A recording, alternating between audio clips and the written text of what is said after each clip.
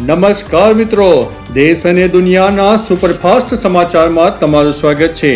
અમદાવાદથી આવ્યા છે મોટા સમાચાર। સાવધાન થઈ જાઓ, ડિજિટલ પેમેન્ટનું સ્પીકર બદલવાના બહાને પાણીપુરીવાળાના ખાતામાંથી 45,000 રૂપિયા સેરવી લીધા છે ગઠિયાએ। અન્ય મહત્વના સમાચારની વાત કરીએ તો જામનગર બેડીખારી વિસ્તારમાં વીજ થાંભલા પર સમારકામ કરવા માટે ચડેલા યુવાનને વીજ આંચકો લાગતા કરુણ મોત થયું છે। અન્ય મહત્વના સમાચારની વાત કરીએ તો જામનગર નજીક દરિયામાં કોલસાની ખરીદીના બહાને ઈંટોના પઠ્ઠાના સંચાલક સાથે વિશ્વાસઘાત અને છેતરપિંડી થયાનો ગુનો નોંધવામાં આવ્યો છે। ત્યારે આગળ વાત થશે જામનગરના ખીજડીયા ગામે એક સાથે 4 ખેડૂતોની વાડીમાંથી 78 મણ કપાસનો જથ્થો ચોરી થઈ ગયાની પોલીસ ફરિયાદ દાખલ કરવામાં આવી છે। આગળ વાત થશે મિત્રો સાળંગપુરમાં રચાશે ઇતિહાસ। હનુમાનજી જયંતિ પર પહેલી વાર એઆઈ આધારિત ભવ્ય સાર્પી લાઇટ એન્ડ સાઉન્ડ શો યોજાશે। ત્યારે મિત્રો આગળ વાત થશે વડોદરાની। પીએમ મોદીના કાર્યક્રમ માટે જાહેર બસોના ઉપયોગનો દાવો કરતા ભડકી છે કોંગ્રેસ। કહ્યું છે લાખો મુસાફર હેરાન પરેશાન થઈ રહ્યા છે। ત્યારે મિત્રો આગળ વાત થશે પ્રજાના પૈસાની બરબાદી।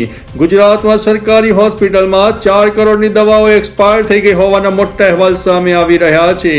ત્યારે મિત્રો આગળ વાત થશે વડોદરાની। પરપ્રાંતિયોને અહીં રહેવા દેવાના નથી તેમ કહીને મારામારી કરનાર 3 જણાને પોલીસે પાઠ ભણાવ્યો છે। ત્યારે આગળ વાત થશે મિત્રો મોંઘવારી બેકાબુ બની રહી છે। તેલ બજારમાં ભડકો જોવા મળ્યો છે।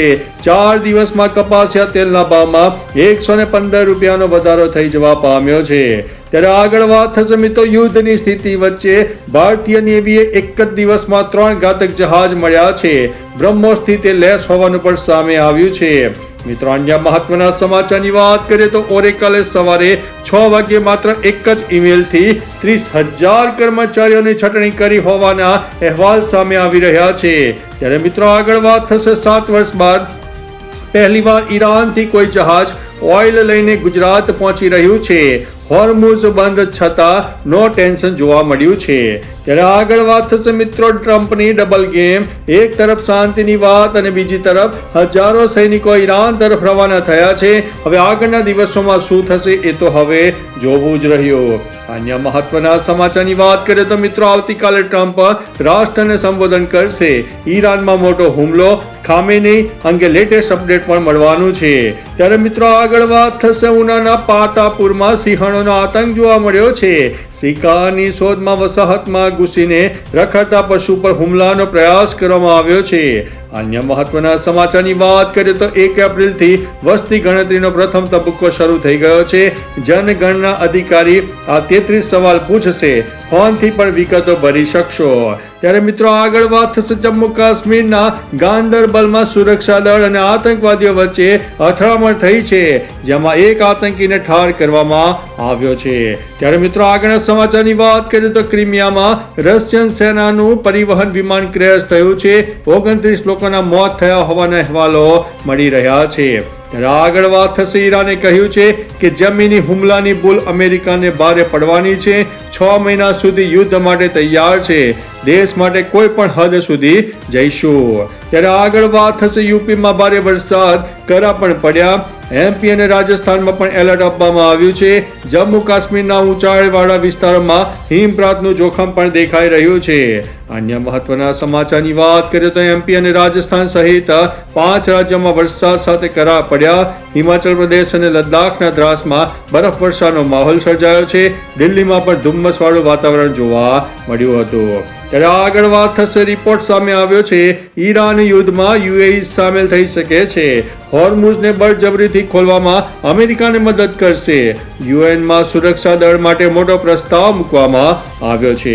ત્યારે મિત્રો આગળ વાત થશે સોનું 3,000 રૂપિયા વધીને 1.46 લાખે પહોંચી ગયું છે, જ્યારે ચાંદી 6,000 વધીને 2.28 લાખની આસપાસ થઈ ગઈ છે।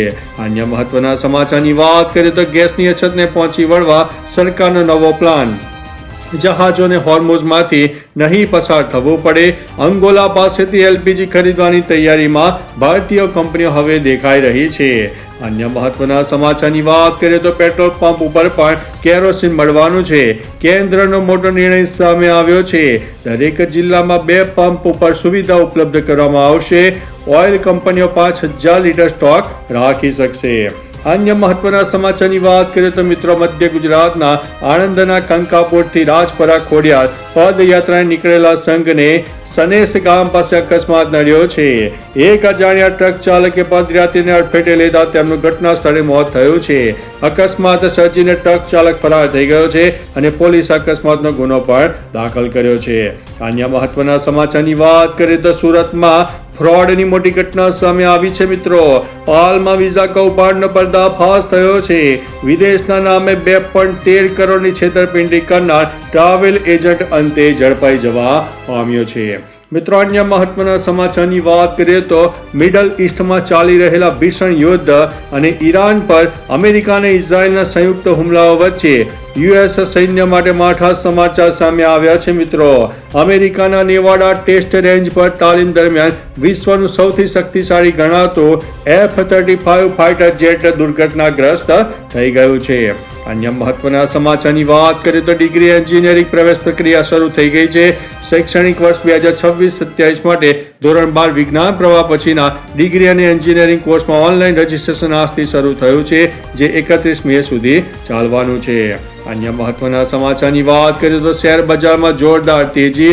નવા નાણાકીય વર્ષના પ્રથમ દિવસે શેર બજારમાં ભારે ઉછાળો જોવા મળ્યો છે. સેન્સેક્સ 1876 પોઈન્ટ ઉછળીને અને નિફ્ટી 22,899 ની સપાટી ઉપર પાર કરી ગઈ છે. અન્ય મહત્વના સમાચારની વાત કરીએ તો હનુમાન જન્મોત્સવની ઉજવણી. અમદાવાદમાં કેમ્પ હનુમાન મંદિરથી 16 કિલોમીટર લાંબી શોભાયાત્રાનું મુખ્યમંત્રી ભૂપેન્દ્રભાઈ પટેલે પ્રસ્થાન કરાવ્યું છે. અન્ય મહત્વના સમાચારની વાત કરીએ તો ટેકાના ભાવે ખરીદી માટે નોંધણી. રાજ્યમાં આજથી બાજરી, મકાઈ અને જુવારની ટેકાના ભાવે ખરીદી કરવા માટે ઓનલાઈન નોંધણી પ્રક્રિયા શરૂ કરવામાં આવી છે. અન્ય મહત્વના સમાચારની વાત કરીએ તો હવામાન વિભાગની મોટી આગાહી. વેસ્ટર્ન ડિસ્ટર્બન્સને કારણે ગુજરાતના વાતાવરણમાં પલટો આવવાની અને કેટલાક વિસ્તારોમાં કવખતે વરસાદની સંભાવના વ્યક્ત કરવામાં આવી છે. અન્ય મહત્વના સમાચારની વાત કરીએ તો કોમર્શિયલ ગેસના ભાવમાં મિત્રો વધારો થઈ ગયો છે. 19 કિલોના કોમર્શિયલ ગેસ સિલિન્ડરની કિંમતમાં ₹195 નો ધરખમ વધારો ઝીકી દેવામાં આવ્યો છે. અન્ય મહત્વના સમાચારની વાત કરીએ તો IPL 2026 નું અપડેટ સામે આવ્યું છે. પંજાબ કિંગ્સે ગુજરાત ટાઇટન્સને 3 વિકેટથી હરાવ્યું છે.